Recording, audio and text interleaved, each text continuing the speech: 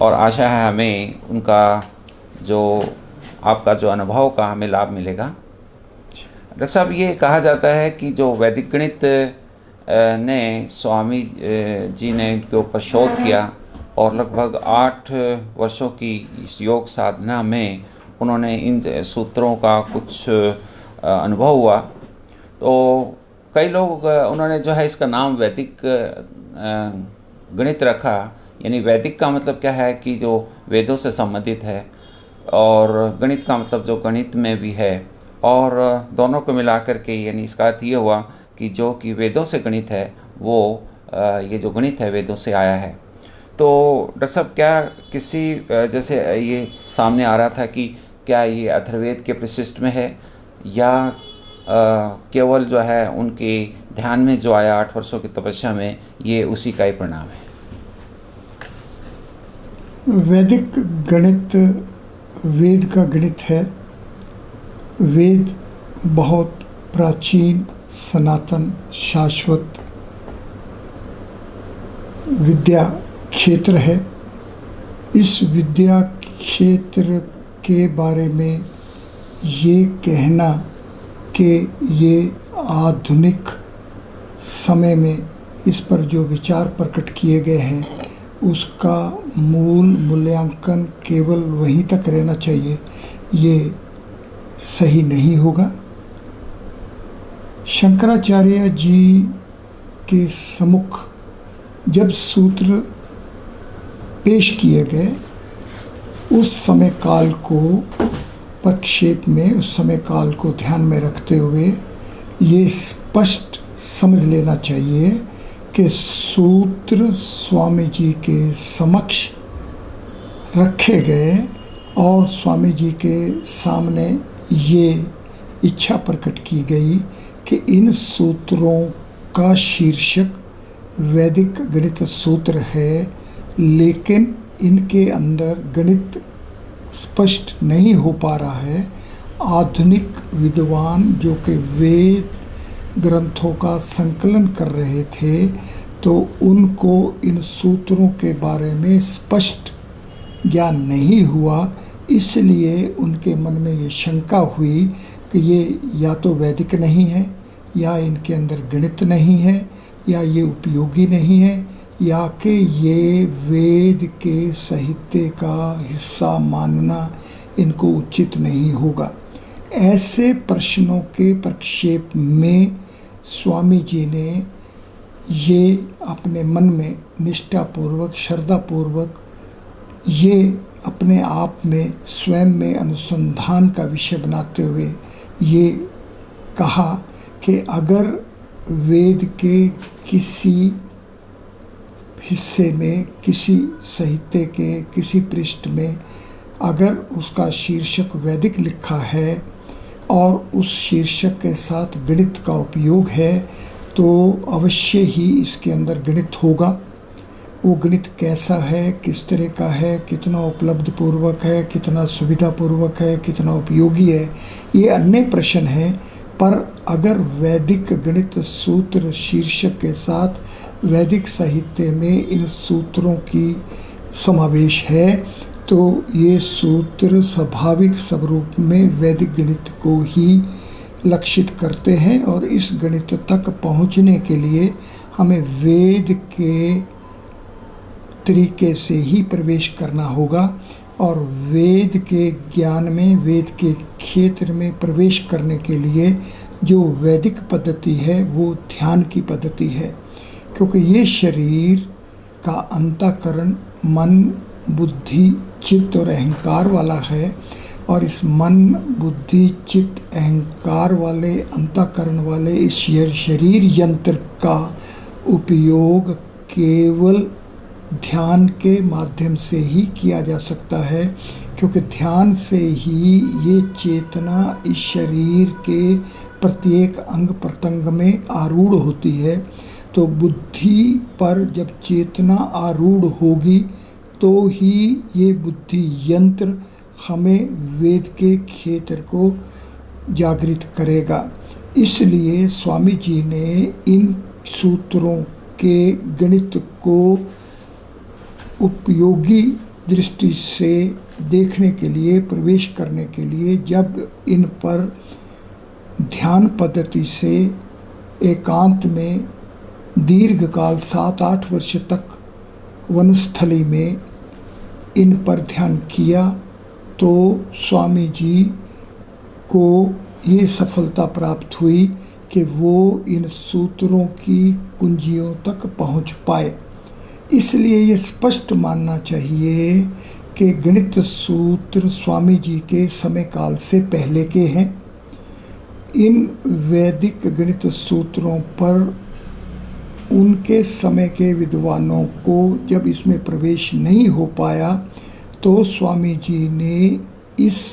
जटिल प्रश्न का उत्तर ढूंढने के लिए वैदिक पद्धति के अनुसार ध्यान के माध्यम से दीर्घ काल तक तपस्या करने से इनके कुंजियों को, इनके अर्थों को जागृत किया। स्वामी जी इन सूत्रों के अर्थों को जागृत करने वाले हैं। स्वामी जी इन सूत्रों के रचयिता नहीं हैं। इन सूत्रों का रचना काल स्वामी जी के जीवन काल से पहले का है, और स्वामी जी ने एक से अनेक कई स्थानों पर ये स्पष्ट किया है कि ये सूत्र अथर्ववेद का प्रशिष्ट है। वो प्रशिष्ट आज क्योंकि हमारे सामने नहीं आ पाया, इसलिए शंकाएं होती हैं, पर वेद शंका से नहीं, वेद निष्ठा से और श्रद्धा से वेद की पद्धति के अनुसार प्रवेश करने का माध्यम क्षेत्र है। इसलिए इसका उत्तर ये है कि अगर हम गणित सूत्रों को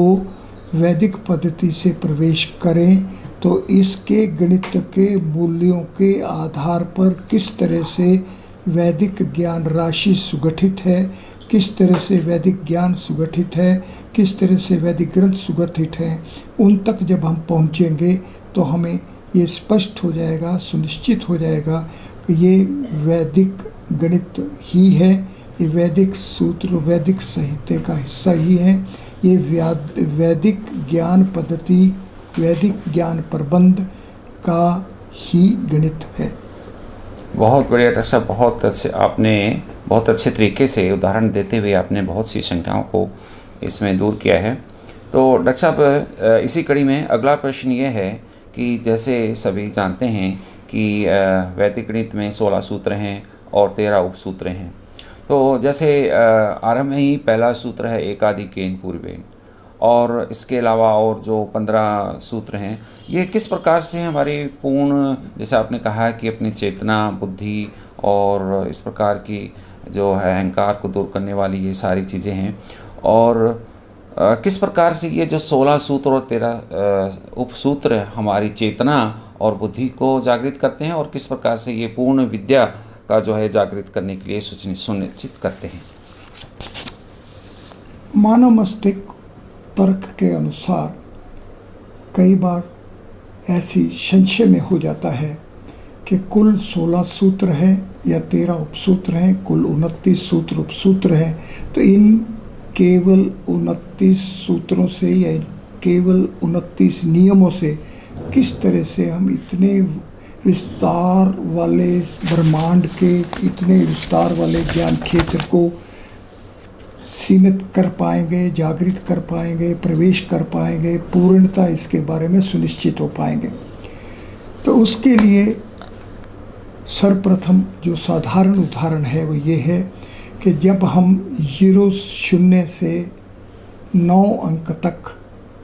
इन 10 आकृतियों से, इन 10 मूल्य अंकों से ही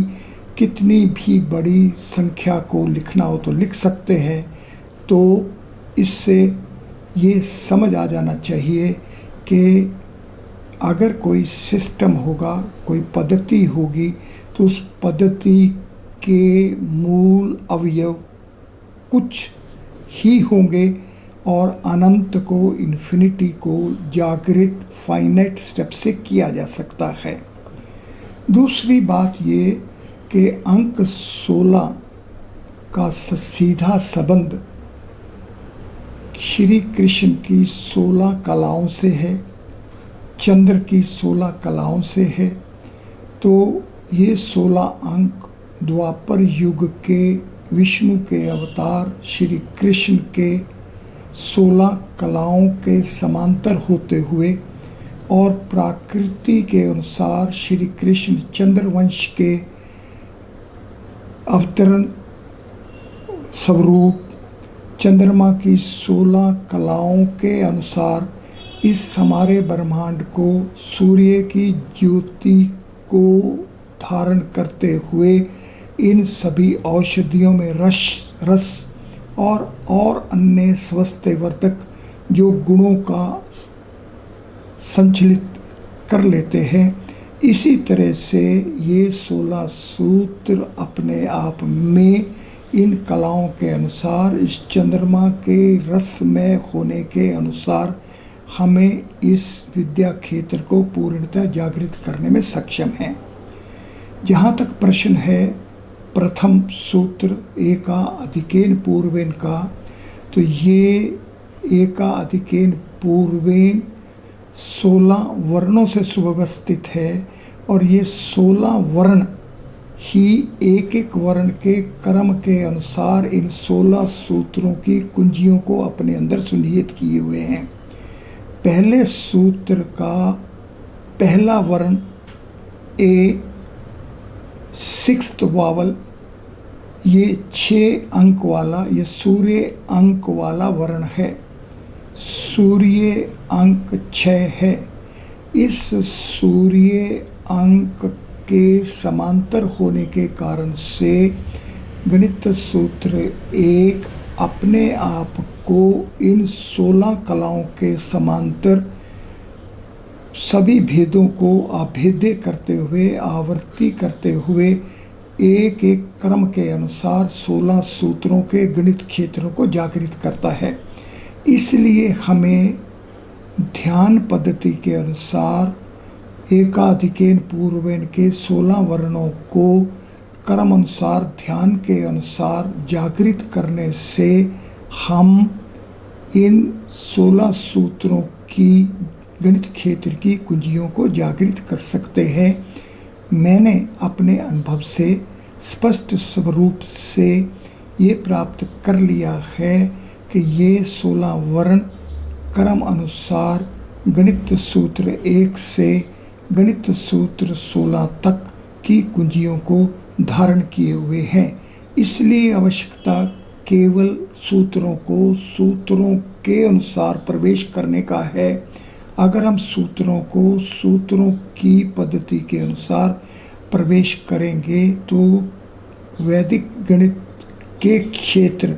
स्पष्ट रूप से प्रत्येक सूत्र के पृथक पृथक क्षेत्र तथा समग्र रूप से संपूर्ण वैदिक गणित को जागृत करेगा। आवश्यकता है गणित के सूत्रों को गणित के सूत्रों की पद्धति के अनुसार प्रवेश करना और उनके अनुसार इसके जागृत क्षेत्रों का उपयोग करना। इसलिए क्योंकि सूत्र केवल 16 है, ऐसा समझकर ही ये मान लेना कि 16 अंक में वो क्षमता कैसे हो सकती है कि वो इस ब्रह्मांड को जागृत कर सके, तो उनको अपने समक्ष ये प्रश्न उठाना चाहिए कि ये चंद्रमा इन 16 तिथियों से 16 कलाओं से किस तरह से विष्णु के द्वापर युग के कृष्ण अवतार के 16 कलाओं के अनुसार जागृत करता है और ये ब्रह्मांड किस तरह से अपने आप को इन 16 कलाओं के धारण करने से ही अपने अंदर के क्षेत्र की ज्योति को हम सब जीवनधारियों के सामने जागृत कर देता है। आवश्यकता है इस गणित क्षेत्र को जागृत करने की, आवश्यकता है इस गणित क्षेत्र के जागृत ज्योति ज्ञान को समझने की, अपनाने की और उसके उपयोग करने की। बहुत बढ़िया डॉक्टर साहब, आपने 16 सूत्रों का एक विशालतम जो है रूप प्रस्तुत किया है कि किस प्रकार से हमारा जो पूरा ब्रह्मांड 16 सूत्रों से एक उसका जो है संयोजन नियोजन किया जा सकता है। बहुत अच्छा डॉक्टर साहब। अगला प्रश्न ये है डॉक्टर साहब कि हम सब जानते हैं कि वेद सार्वभौम है और इस संदर्भ में वैदिक ज्ञान और संहिता के सामने संगठन में इन सूत्रों का स्थान कहाँ पर है, वह इनका उपयोग, प्रयोग, संयोग और अन्य मूल्यों का जो वेद ज्ञान के समांतर कैसे समन्वय इसमें कर सकते हैं? वेद का विद्यार्थी ये जानता है कि त्रेता युग में आदि वाल्मीकि रामायण उस युग का ग्रंथ है। त्रेता युग के आधार पर जो ज्ञान राशि का संकलन आदि वाल्मीकि रामायण में हुआ है, उसकी प्रथम दृष्टया ये जान लेना कि दिव्य गंगा प्रवाह विश्व स्वरूप विश्वामित्र का दूसरा सौर मंडल तैयार करना और सगर राजा राम के पूर्वज का 72,000 मानस पुत्रों का अवतरण कराना, तो ये कुछ ऐसे उदाहरण हैं जिन उदाहरणों के माध्यम से हम ये जान सकते हैं कि वेद राशि, वेद क्षेत्र, वेद गणित, वेद पद्धति, वेद ज्ञान, विज्ञान, तकनीकी व वैदिक गणित एक ऐसा जागृत क्षेत्र है जिसकी सीमा इस सौर मंडल तक ही सीमित नहीं है, क्योंकि त्रेता युग में आदि वाल्मीकि रामायण में ये स्पष्ट स्वरूप से राम रावण युद्ध में प्रदर्शित किया गया था कि ब्रह्म अस्त्र का उपयोग किया जा सकता है और उस ब्रह्मास्त्र का कोई और अस्त्र या ब्रह्मास्त्र का रुकावट नहीं की जा सकती। लेकिन द्वापर युग में उर्मा भारतम, जो कि द्वापर युग के ज्ञान का संकलन प्रशिष्ट मात्र है, उसमें महाभारत युद्ध में ये स्पष्ट स्वरूप से प्रदर्शित हुआ है कि ब्रह्म अस्त्र को भी ब्रह्म अस्त्र से रोका जा सकता है। तो ये त्रेता युग से द्वापर युग तक की जो हमारी भारतीय वेद विद्या ज्ञान क्षेत्र की प्रगति पथ है, उसको जानने से ही हम ये अनुभव कर सकते हैं कि वेद अपने आप को सभी के सामने सभी काल में सभी युगों में अवतरण नहीं करता, लेकिन वेद अवतरण पद्धति अपने आप में वैदिक गणित की पद्धति है। ये इस शरीर यात्रा की पद्धति है। इस शरीर यात्रा में जीव किस तरह से अपने आप को सचेतन होकर इस जन्म मरण के चक्र से भी अनंतर हो सकता है, किस तरह से जीव से आत्मा तक और आत्मा से प्रकृति तक और प्रकृति से ब्रह्म तक और ब्रह्म से परब्रह्म तक के क्षेत्र कर्म अनुसार अपने आप को सुगठित किए हुए हैं, अपने आप को अवतरण करने के लिए है। आवश्यकता केवल ये है कि हम वेद को, वेद के ज्ञान की चेतना की पद्धति के अनुसार अपने आप को उसी तरह से उसी क्रम से जागृत करें। बहुत बढ़िया डॉक्टर साहब, बहुत ही अच्छा तरीके से आपने वेद और वैदिक गणित की एक जो भूमिका है कितनी समांतर है और किस प्रकार से हम अपने आप को इसमें विकास और ज़्यादा कर सकते हैं। हाँ, एक प्रश्न और है डॉक्टर साहब कि आप जानते हैं सभी कि पिछले 200-300 वर्षों में विज्ञान ने और गणित ने बहुत उन्नति की है। तो ये जो वैदिक गणित के जो ये 16 सूत्र और 13 उपसूत्र हैं, ये किस प्रकार से जो इस प्रकार की उन्नति या इससे भी अधिक यानी कहेंगे कि भी एडवांस जो मैथमेटिक्स है, तो इसमें ये वैदिक गणित के सूत्र किस प्रकार से सहायक हो सकते हैं? वैदिक सूत्र देवनागरी वर्णमाला के वर्णों के संकलन से सुगठित ग्रंथ है। प्रत्येक सूत्र अपने आप में एक पूर्ण ग्रंथ है। प्रत्येक सूत्र का प्रत्येक वर्ण अपने कर्म के अनुसार अपने साथ सभी मूल्यों को सन्निहित किया हुआ है। इसलिए अगर हम इन गणित सूत्रों को इनके वर्णों के कर्म के अनुसार प्रथम सूत्र से प्रारंभ करके, प्रथम सूत्र के प्रथम वर्ण से प्रारंभ करके प्रथम सूत्र के 16वें वर्ण तक और फिर द्वितीय सूत्र से 16वें सूत्र तक अगर हम इन 283 वर्णों को इनके कर्म के अनुसार प्रवेश करेंगे तो जो क्षेत्र हमारे सामने जागृत होगा वो केवल हमारे इस भौतिक त्रिलोकी तक सीमित नहीं रहेगा। इस भौतिक त्रिलोकी का आधार अभौतिक है, व्यक्त का आधार अव्यक्त है, अव्यक्त का आधार सनातन है, सनातन का आधार पुरुष है, पुरुष का आधार पुरुषोत्तम है, पुरुषोत्तम का आधार ब्रह्म है, ब्रह्म का आधार परब्रह्म है। इसलिए अगर हम अपनी इस मानसिक स्थिति को कि हमें केवल एक देशीय भौतिक त्रिलोकी तक सीमित नहीं रखना है और अगर हमारी जिज्ञासा वेद की जिज्ञासा है, अगर हमारी चेतना वेद की चेतना है और अगर हमारी एकाग्र चेतसा इस विश्व रूप दर्शन योग वाली जिज्ञासा है तो हमें इस भौतिक एक देशीय त्रिलोकी को लांघ कर इस चतुर्देशीय ब्रह्म लोक में प्रवेश करना होगा। ये स्थूल शरीर से सूक्ष्म शरीर तक की यात्रा है और इस सूक्ष्म शरीर से इस ब्रह्मा की सूक्ष्म शरीर की अवस्था से इस चतुर्देशीय विश्व से आगे पंचदेशीय शिवलोक में प्रवेश करना होगा। उस शिवलोक में कारण शरीर की अवस्था है और इस कारण शरीर की अवस्था से भी आगे कारण अतीत ब्रह्म तुरीय अतीत अवस्था तक जब हमारी बुद्धि सचेतन होगी तो हम आज के गणित की सीमाओं को लांघ पाएंगे।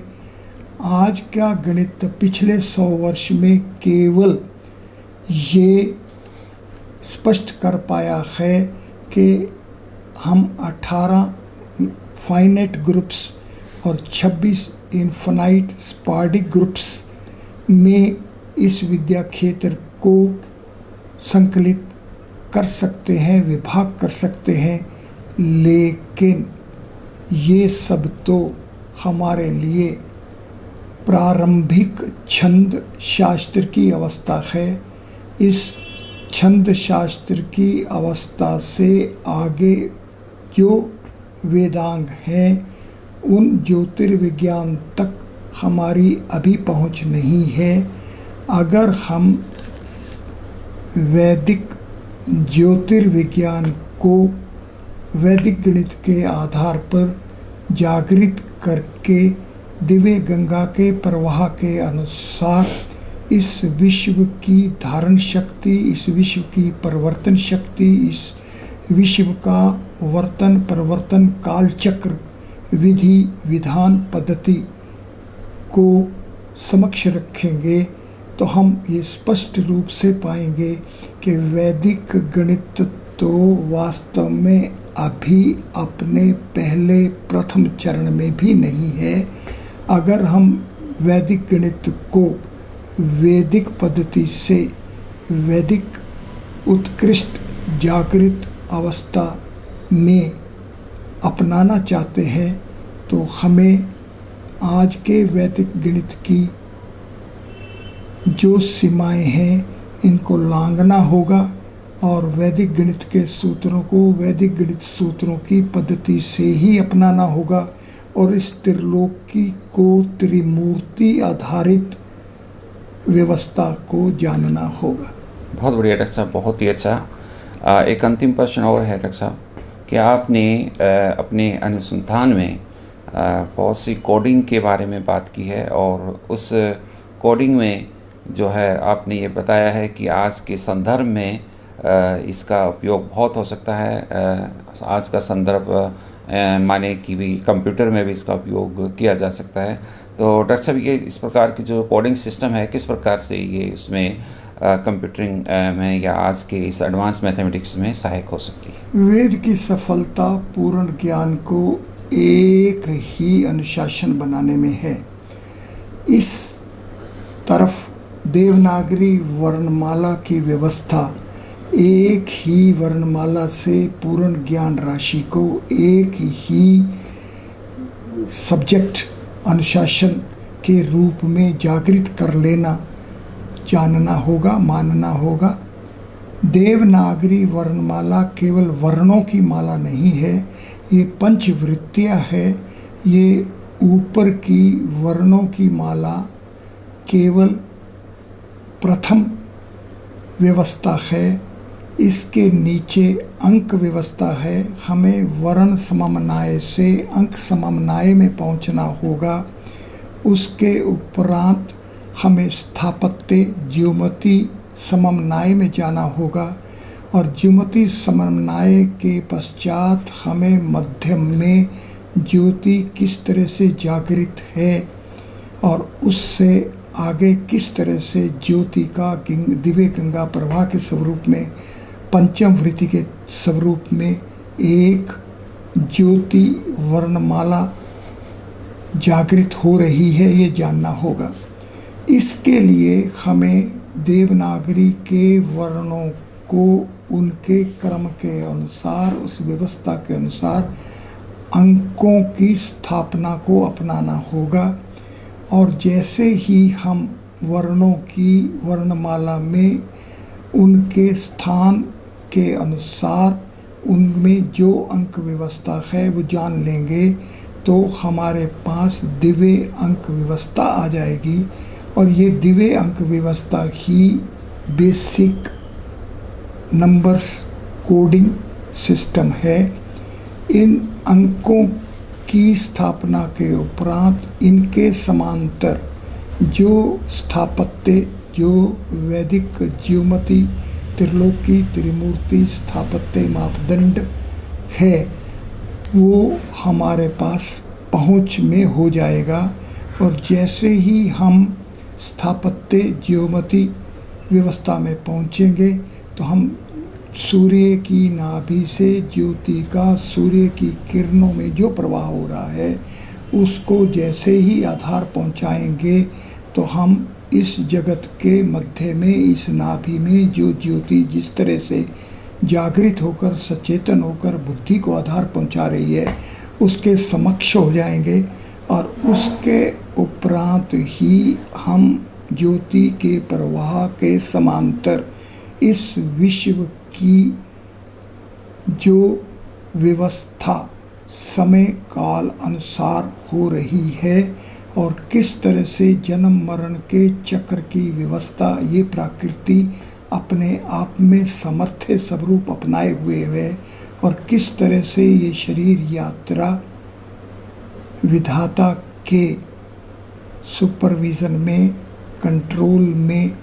हम सब भूतों के हृदय से संचालित हो रहा है, ये जान पाएंगे। ये कोडिंग जानने की आवश्यकता है। इसका प्रारंभ देवनागरी वर्णमाला के वर्ण है।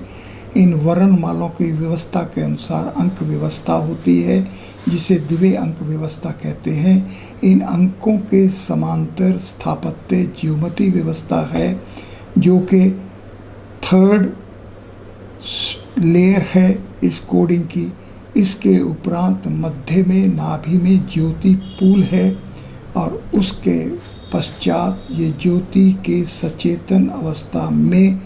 इस ब्रह्मांड की, इस त्रिलोकी की, इस त्रिमूर्ति के अनुसार जीवन यात्रा पूर्ण होती है। ये सब किस तरह से वर्णों से अंकों में पहुंचने से, अंकों से ज्योमिति में पहुंचने से, ज्योति से स्थापत्य से ज्योति में पहुंचने और ज्योति के प्रवाह तक का कोडिंग के अनुसार ही ये वैदिक गणित, ये वैदिक विज्ञान, ये वैदिक तकनीकी, ये वेद विद्या, ये वेद प्रबंध, ये ज्ञान प्रतिष्ठित है। ये कोडिंग इस तरह से पंचवृत्तियाँ है। वर्णों तक सीमित मत रहिए, अंकों में पहुँचिए। अंकों तक सीमित मत रहिए, ज्योमिति में जाइए। ज्योमिति तक सीमित मत रहिए, ज्योति में पहुँचिए। ज्योति तक सीमित मत रहिए, इस ज्योति से इस जीवन यात्रा के चक्र का प्रबंध कैसे है उसको जानिए। इस जानने के लिए ही ये कोडिंग है। बहुत बढ़िया डॉक्टर साहब, आपने केवल जो वैदिक गणित तो ऐसा लगता है कि पूरा ब्रह्मांड का ये ज्ञान है, और ये केवल कुछ मैथमेटिक्स को ऐसे समझाया जाता है कि कुछ हमारे जो 8 ऑपरेशन है, चाहे प्लस माइनस गुणा भाग और वर्गमूल, यहाँ तक ही सीमित नहीं है। इसका तो बहुत बड़ा इसका एक रूप है वैदिक गणित का,